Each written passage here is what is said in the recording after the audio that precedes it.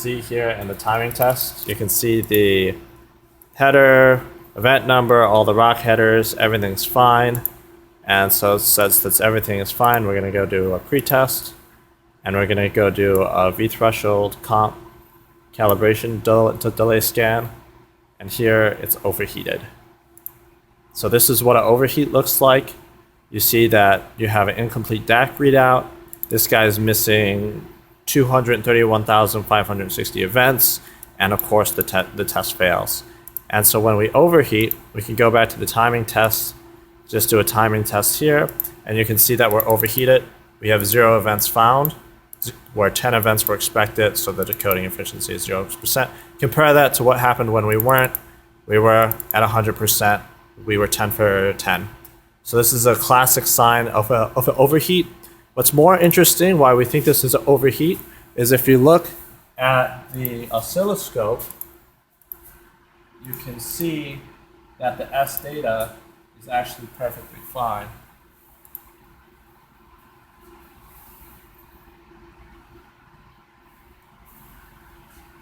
So let's see if we can get one. There we go. Got to adjust the position. So here, you can actually see that the S data is actually completely fine. You see the TBM header there. The rock header is 1, 2, 3, 4, 5, 6, 7, 8, followed by the TBM trailer. So everything is there, right? This is the event info and returns the system idle. However, even though all the information is there, when we go back to the decoding, it didn't see any triggers. So it didn't find any TBM headers or TBM trailers. And so now that we're pretty confident that it's overheated, we're going to try to fix the issue. So here, again, we set the vthreshold comp. We lost all of the events. So it's still overheated. So then we take our fan. We open up the DTB lid. We had just put the DTB lid on upside down. And then we cool it.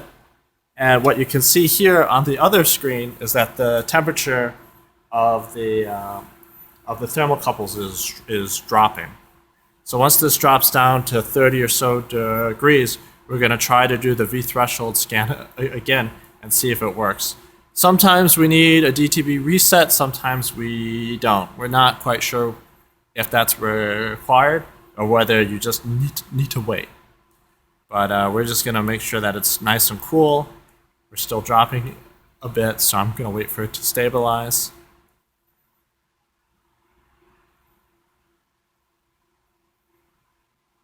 At 33.57, 34.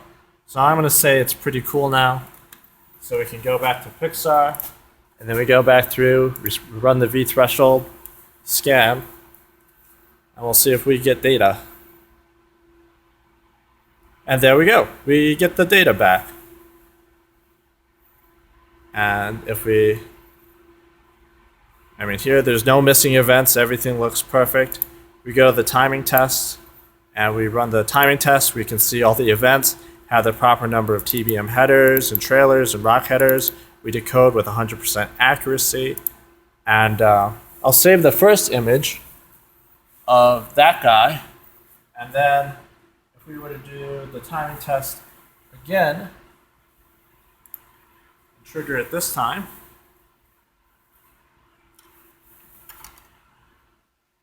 did it trigger again? So this is the new event. So I'll say that as well. And you can see here it looks exactly the same. There's nothing special. You can see the TBM header there, and then the rock headers 1, 2, 3, 4, 5, 6, 7, 8, and then the TBM trailer. And then you return to system idle. So the S data looks good, but the S data looks unchanged, but we were able to basically induce and remove errors just by changing the heat on the DTB.